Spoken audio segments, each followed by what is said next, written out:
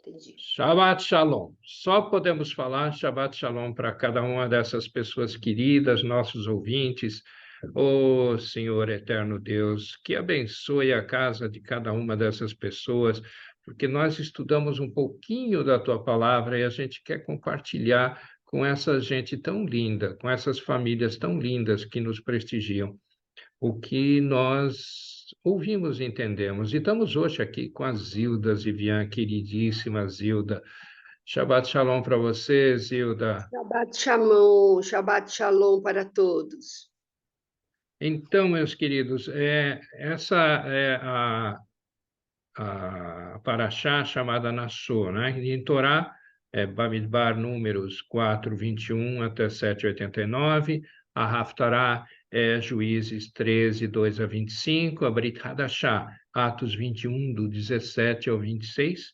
E Terrilim, Salmo 67. Que lindo esse salmo, que nós vamos ver no fim, mas é muito lindo esse salmo.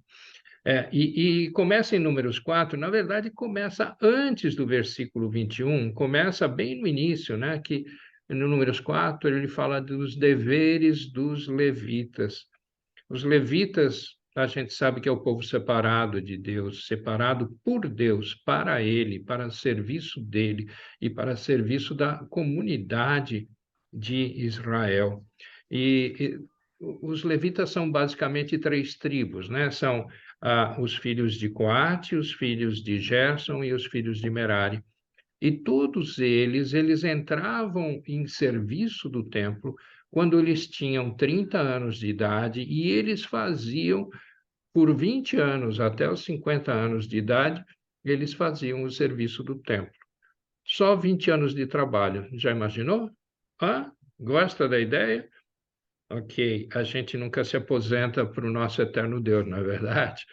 Então, mas eles eram separados porque eles tinham funções diferentes no cuidado do templo. Os filhos de Coate cuidavam de todas as coisas sagradas, né? É, essas coisas sagradas eram importantíssimas. Os sacerdotes separavam e os filhos de Coate eram os que zelavam, cuidavam e transportavam, porque lembra-se, esse era um templo portátil. Eles estavam no deserto, era um templo portátil, e quando a nuvem se levantava, o que que acontecia? Eles precisavam fazer o transporte do templo, desmontar o templo, transportar o templo e remontar o templo. E eles tinham responsabilidades diferentes. Tanto que, para os filhos de Gerson e de Merari, em número 7, ele fala que foram provisionadas 6 carruagens para eles transportarem as coisas. Mas para os filhos de Coate, que transportavam as coisas sagradas têm que ser transportadas nos ombros, não é joga no carro e leva, não. As coisas sagradas merecem toda a reverência, todo esse transporte deles. E esse Nassau levanta a quantidade de pessoas, de levitas. E vocês sabem o número que chegou? Está lá escrito na Bíblia. Eu li e eu acho que você também leu. 8.550 levitas em idades de servir o templo. Meu Deus, que coisa impressionante, Zilda. Você imaginava que ia precisar de tanta gente para servir o templo? 8.550 pessoas, Zilda? Consegue imaginar? Então, Zilda, o que que você complementa nessa história? É muito bonito todo esse conhecimento, não é? E realmente, como é necessário as pessoas saberem as suas funções, não é? E as suas atividades dentro do trabalho, dentro do eclesiástico, vamos dizer assim, né? E como é trabalhoso, como a pessoa ela tem que estar sabendo as suas funções, o que que ela tem que fazer, para ela não atrapalhar os outros, né? Isso mesmo. Trabalho sempre tem. Imagine naquele tempo, na onde esse tabernáculo ele mudava de lugar, né? Então, anos mudando. Então, organizava e aí tinha que levantar para seguir o caminho. Aí ia para um outro lugar, montar tudo de novo. Então, se as pessoas, né, não soubessem aonde elas, como que elas têm que levantar, vamos dizer, como a gente fala hoje, a manga e pôr a mão no trabalho, não é? Desistia, né, na primeira levantada, não é verdade?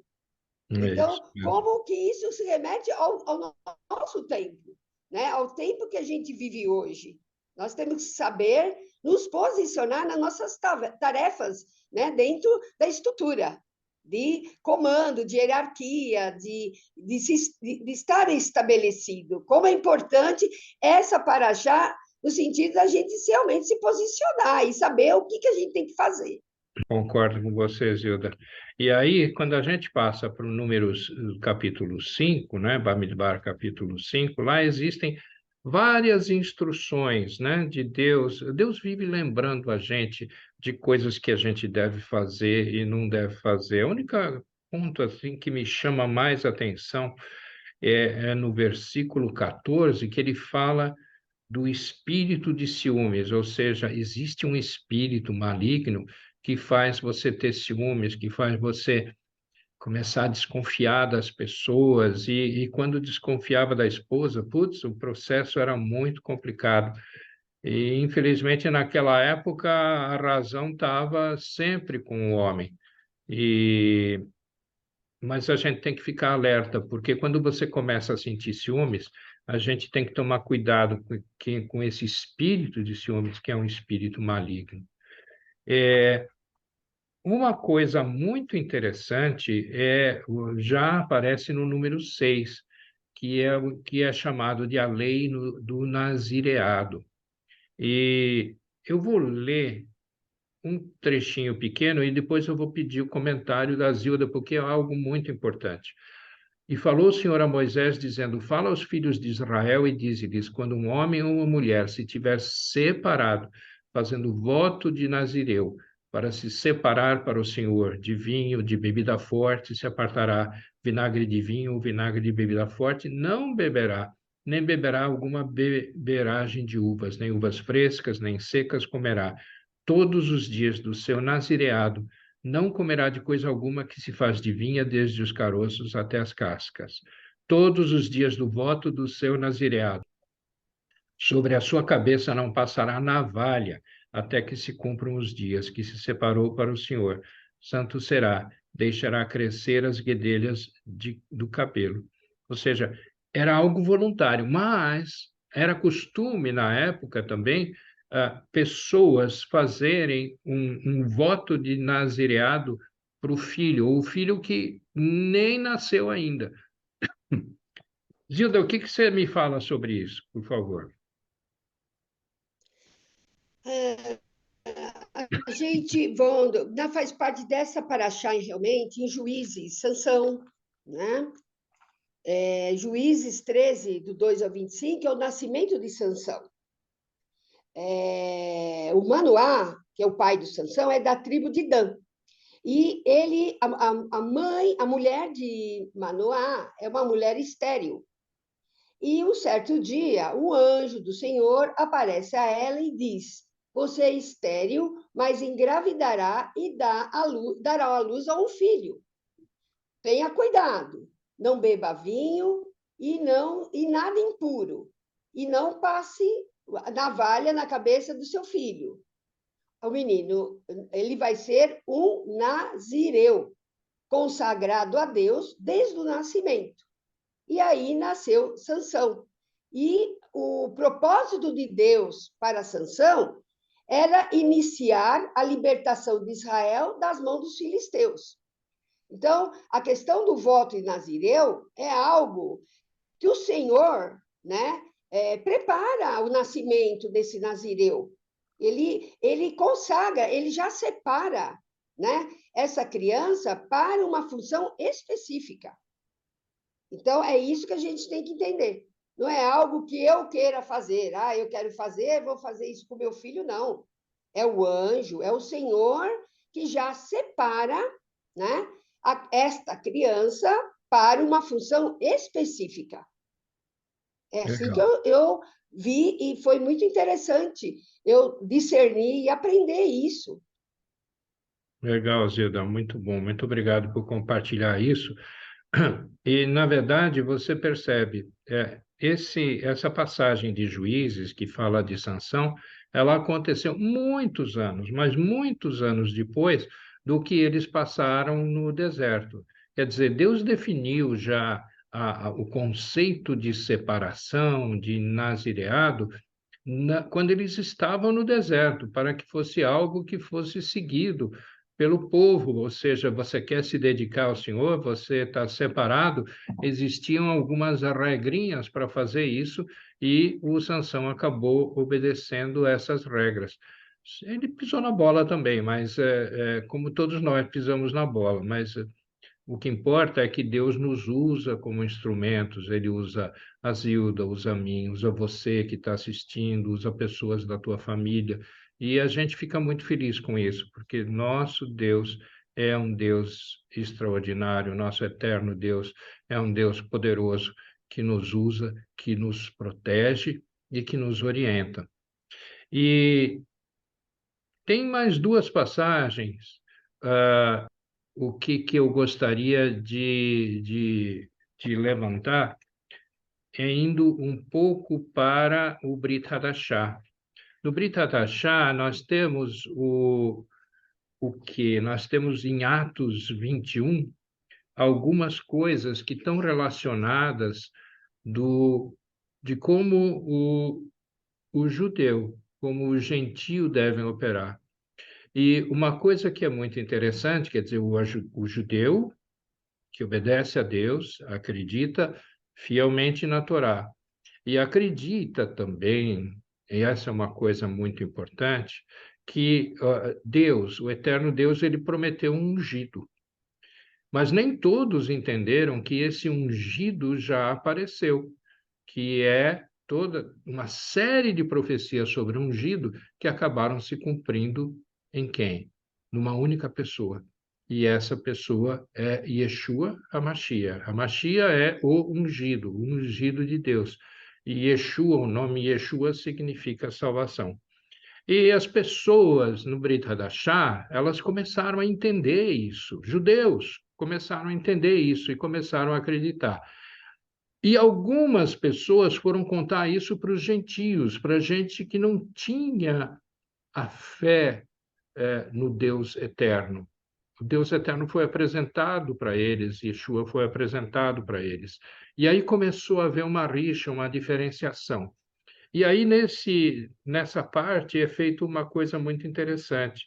O Paulo, na verdade, era o sujeito que foi contar para o resto do mundo, né? Quem é Yeshua. E as pessoas ouviam, acreditavam, aceitavam. Só que aí surgiu dúvida do tipo assim: devo seguir as regras do judaísmo? Ou, por outro lado, o israelita, o judeu, que entendeu quem é Yeshua, deveria parar de seguir a Torá? Não, certamente não. Nós devemos continuar sendo obedientes ao nosso Deus. Obediência é um povo, ah, ah, a obediência é algo fundamental para a gente precisa disso. E para os gentios, veio uma regrinha mais soft, digamos assim, né? Você não pode sacrificar aos ídolos, comer carne sacrificada aos ídolos. Você não pode comer sangue, você não pode comer animais sufocados e você tem que se afastar da prostituição. A prostituição era algo horrível naquela época. Haviam os templos com os prostitutos sagrados, digamos assim, e você tinha que se separar disso. Era um costume antigo. Mas eu acho que isso que nós temos que pensar em fazer. Uma outra coisa interessante em que eu deixei de falar, mas no número 6 tem uma coisa que chama-se a bênção aarônica, a bênção que Deus falou para Moisés. Fala para Arão, porque ele tem que fazer isso. E a bênção é assim: o Senhor te abençoe e te guarde, o Senhor faça resplandecer o seu rosto sobre ti e tenha misericórdia de ti, o Senhor sobre ti levante o seu rosto e te dê a paz. Nos serviços nas sinagogas, ao fim do serviço, o rabino sempre, invariavelmente, faz essa benção. E ele quer que você receba essa benção. E antigamente era o sacerdote Arão que fazia isso, né? Arão, ou os filhos, né? Os futuros sacerdotes. Agora, hoje não existe mais o sacerdote no conceito que existia no sentido bíblico. Por outro lado, é dito que nós somos os sacerdotes para nossas famílias. Então, nós é que temos que pronunciar bênção para as nossas famílias. E como é que você está fazendo isso? Você está abençoando seus filhos, a sua família, como os sacerdotes faziam para todo o povo? Você faz para a sua família? Eu aprendi que eu preciso fazer isso. Acho que a Zilda também aprendeu, né, Zilda? Perfeito, perfeito. É isso mesmo, Alex. É Então, tá. tremendo esse conteúdo, esse conhecimento, não é? Para a gente ter realmente entendimento do papel nosso hoje, abençoando as nossas famílias. Amém? Amém, amém. E eu sei que o tempo está ficando meio apertado aí, eu queria terminar com uma coisa que eu achei absolutamente maravilhosa, que foi o Salmo 67. Ele é curtinho, ele tem 6 versículos, mas ele começa assim: Deus tenha misericórdia de nós e nos abençoe, como aquela bênção ali do Arão, né? E faça resplandecer o seu rosto sobre nós. Resplandecer o rosto de Deus sobre nós, para que se conheça na terra o teu caminho e em todas as nações a tua salvação. Só que entre esse versículo 1 e 2 aparece uma palavrinha que hoje ninguém soube traduzir direito, que chama-se Selá. E Selá, o melhor entendimento que tem é uma pausa para você refletir. Em vez de você ir direto do versículo 1 para o versículo 2, Selá.